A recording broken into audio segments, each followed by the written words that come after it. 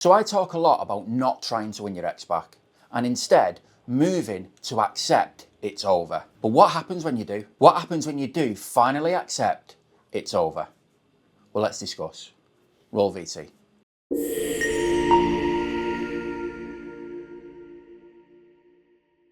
So, breakup recovery moves through stages. First, we have the hope stage. This is the stage where you become obsessive over trying to win your ex back. You're hoping you can salvage the relationship and that's all you can think about. Now, as a coach, my first job is to help my client move from hope into the next stage, which is acceptance. Accepting the relationship is over. But that comes with its own challenges. Now, a big shout out to smailer8884 who actually put in me comments asking for this sort of video. So if you've got a topic that you want me to speak about, make sure you bang it in the comments. And if you get some benefit from these type of videos about breakups, breakup recovery, self-esteem, then make sure you hit that subscribe button as well. So acceptance is progress. You've moved from the hope stage into acceptance. That's great. However, that can come with its own challenges. Now at this point, some people will just accept it's over and move on, forget all about it. Brilliant. However, for some, like a lot of the people I coach, acceptance brings a range of new emotions and challenges to face. And a lot of this is due to an underlying issue with either self-esteem, self-confidence, some limiting self-beliefs about yourself. And this is why I always say that breakups can lead to amazing transformations and self-growth, because it's an opportunity for you to finally face what those issues are. You see, in acceptance, you've finally faced that loss in your life. Whereas in hope, you may feel it a little bit, but you're too consumed with trying to fix it, normally by trying to get your ex back. Acceptance is when the realization kicks in that your ex is gone, the breakup's happened, and it's over. And suddenly you feel that loss like never before, and you're now faced with a range of emotions. Sadness, loneliness, a lack of self-belief, no energy, depression. These can all kick in the minute you reach acceptance. You see, hope is like 100 miles an hour. You're running around with all these thoughts in your head, how to win your ex back. You're full of stress, anxiety, panic. You're formulating plans. You can't sit still, you can't eat, you can't sleep. Whereas acceptance is a standstill. You come to a shuddering halt. Now, sometimes this is due to an underlying self-esteem issue. You wake up every day and you've got that void inside, that emptiness inside, that sad loneliness, horrible feeling inside every single day. And you need to fill that void, right? You can't go on just feeling this way. Now, sometimes this is where people turn to other things like drink, substances, even dating. And the problem with dating is that you're just looking for somebody else to fill that void. But that just brings you short-term relief. It doesn't fix the bigger problem, because it's you that needs to fill that void, nobody else. If you can fill that void inside, if you can address those inner issues, then you'll never feel like this again. Not over a breakup. You might feel sad, you might feel hurt, you might feel alone a little bit, but you'll never get stuck in this deep depression with this void constantly in your life. Now at this point, right, depending on how severe your thoughts are, it might be a good idea to consider some therapy. Now, I'm a life coach, right? I deal with breakup recovery. I specialise in self-esteem, but I know my boundaries. Not a lot of life coaches do, unfortunately, but I do. And if I feel like therapy is the better option, I will recommend it. So don't be afraid of looking for that yourself. There's no shame in it. There's trained professionals out there who are specialised in helping you with those dark thoughts that you're having. So if that is the case, then make sure you reach out for some help. I've put a link in the description for places where you can get that sort of help in your area. So make sure you click it and don't be ashamed. But from a coaching perspective, let's have a look at some of the things you can do when you're faced with these emotions due to acceptance. You see, you've basically lost your source of happiness. Because of whatever that underlying issue is, whether it's self-esteem, negative beliefs about yourself, your ex became your source of happiness, and now you've lost that. So of course you feel this void inside. And what you need to work towards is filling that void yourself. Not from a substance, not from dating, not from anything else, but you. How you can fill that void, because you can and you will. You see, there will be a list of things that you can do that will make you happy. But right now, when you think of them, your brain's going, nope, that's not going to work. That's not going to make us happy. We want to not do that. Let's just stay at home. Let's just stay on the couch. Let's just feel that loneliness and wallow in that self-pity. That's what your brain wants you to do, right? because it thinks that's what you need, but it's not. And that's why at this point, it's all about you taking a leap of faith. Because I can pretty much guarantee that all those things that you could do right now to help you fill that void inside and feel good again, you're going to feel resistance. Your brain's going to keep telling you not to do them. That's why I call it the leap of faith. You need to take a leap of faith and do these things, even though every part of your mind and body is telling you, don't do it. So the first question to ask yourself is, how committed are you? How committed are you to stop feeling the way you're feeling? Because you need that commitment. You're going to have to do things that you really don't want to do. But if you take that leap of faith, if you trust the process, I promise you it'll start to work. So if your friends suddenly contact you and say, hey, we're going for this long hike next week up this mountain or whatever it is, why don't you come with us? Every part of your mind and body is going to say, no, we're not doing that. We're not doing that. I don't want to go out. It's too much mither. I've not got the energy. You'll think of all different excuses in your mind. You need to take a leap of faith. You need to just go, do you know what? I'm going to do it. I'm going to trust that this will work. 9 times out of 10, by going and doing it, by taking that leap of faith, it will help you to feel better. You will feel in a more positive mindset. But here's the thing, right? And it's really important to remember this.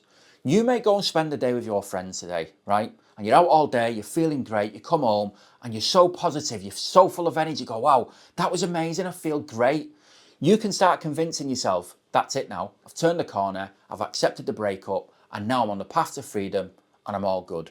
But the next day you wake up, you might feel like shit again. That's the process. That is breakup recovery. It's not a linear journey to happiness. You're going to have good days, you're going to have bad days. The important thing to do is don't give up when you have a bad day. Because what will happen is, over time, the more you do these leap of faith tasks, the more you set your daily tasks, which I'm going to come on to, you'll start having more and more good days. So instead of just having one good day in a fortnight, you'll start having 2, 3, 4, even 5. That's the way it works. You need to trust the process, you need to keep believing, and don't get put off if you have a great day and the next day you feel like shit again. You've got to keep going. And again, I go back to it, it's all about your commitment to wanting to feel better. That's when it's going to get tested. Now look, the list of things that you can do to help you move through acceptance is enormous. But I'm just going to give you a starter for 10 today. I'm going to give you 2 things that you can start this week that can help you on the way. And the first one is a task list every single day. Now your task list is a list of tasks that you're going to set yourself every day. Now they can be massive, like I'm climbing a mountain, or they can be small, like making my bed, taking a shower, whatever. You write your tasks down every day, and at the end of the day, you tick off all the tasks that you completed. This can be as short or as long as you want. Now what you're doing here is you're recognizing your achievement. You're dropping tiny seeds of positivity into your mind that you can achieve things, that you can do things. And slowly but surely, even if it's just 1% at a time, it'll start increasing your self-esteem and filling that void inside. So let's say today your task is, I'm going to make my bed, I'm going to brush my teeth, I'm going to take a shower, I'm going to eat breakfast, I'm going to go for a walk, and I'm going to drink 2 litres of water. Those are your 6 tasks for today. At the end of the day, if you've completed all them, I can pretty much guarantee you it's going to feel good when you tick them all off at the end of the day. That sort of positivity is what's going to help you navigate through acceptance. Now, some of my clients end up with 15, 20 things on their task list every single day. That's fine. You can build it and build it and build it as you go along. But there's tasks you're doing every single day that you're not recognizing as good or positive or even bad. You're just doing them. But if you start putting them on your task list, things like brushing your teeth, right? You do that every single day, or you should do anyway. You'll do that without thinking about it. But if you start putting that on your task list, rather than it just being a mundane task that you're doing, you forget all about, you're going to recognize it as an achievement. Now, you might be sat there now thinking, brushing my teeth's not an achievement. But if you put it on your task list and you cross it off at the end of the day, your brain will recognize it as an achievement. You will feel good about yourself. You will start feeling better and filling that void inside. Trust me when I say a task list works. So just start small. Just list 3 tasks that you're going to complete today. And at the end of the day, tick them all off. Tomorrow, look for 4, and so on. Over time, that'll start building your positivity, start building your self-esteem, and getting you away from acceptance and into freedom. The second thing to do is your leap of faith list. Now, your leap of faith list is a set of 5 goals that you want to achieve over the next week. But these 5 goals are connected to something that I call the 5 pillars of self-esteem. So the 5 pillars of self-esteem are the 5 different type of activities that you can do that will help you increase your self-esteem and feel good about yourself. Now the first one is connection. Now as humans, connection is key to us. Those relationships, those bonds that we have with other people make us feel good. And I'll give you an example, right? And I've used this before, but the other year I climbed Snowdon, right? Never done it before. It was a bit of a challenge. I felt great when I got to the top. It was a massive sense of achievement. But the biggest thing I got from that day was the connection to other people, even complete strangers. There was hundreds of people climbing it at the same time. Some were on the way down, some were on the way up. But all those interactions I had with people, even if it was just a simple morning, or keep going mate, you're nearly there, those little interactions with people made me feel so good. Connection is so vital to our self-esteem. But often when we're feeling all those emotions due to acceptance, like being lonely, sad, no energy, no motivation, we cut our connections off. We stop interacting with people. That is not good for us. So make sure that one of your goals for the next week is to do with connection, connecting with other people. The second one is nature. It's been proven over time that spending time in nature helps to increase your self-esteem, reduce stress, reduce anxiety, and give you that good feeling inside. Now, of course, you might be limited about where you can go in nature. We've not all got a woods nearby or a mountain we can climb, but what about your local park? And even if you've not got that, just taking a walk around your block can be enough. It's getting out, it's getting in fresh air, it's feeling good about yourself. So the second goal needs to be connected to nature. Third one is self-awareness.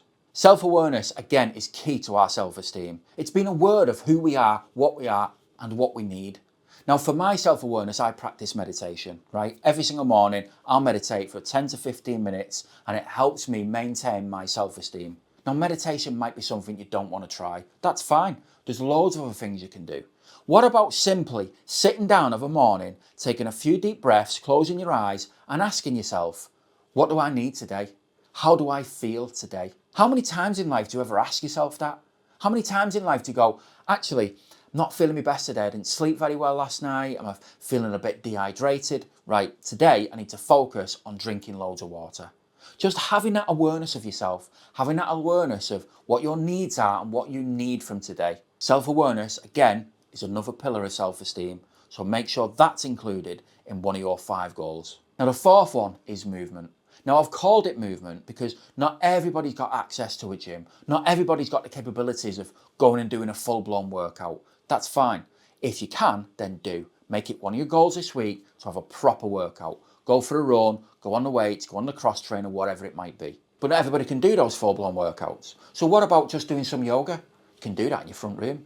Maybe even just some stretches. There's loads of videos you can watch on YouTube on how to do stuff. Or even just getting out for a walk. 10, 15, 20 minutes, but make movement one of your goals this week. And the final pillar is positivity. Now again, the list of things you can do for positivity is endless, and it's about what works for you, right? But for me, my positivity comes from going to the gym, I feel positive about that, doing my task list, I feel positive about ticking those things off, but doing a gratitude journal. Every morning, I'll do a gratitude journal. That fills me with positivity, and it helps me feel good for the rest of the day. So you need to think about what are the positive actions you can do that make you feel good as well. And it might be doing a journal, but it might be something else. But make sure that one of your goals this week centres around positive actions, something that you deem as positive and makes you feel good.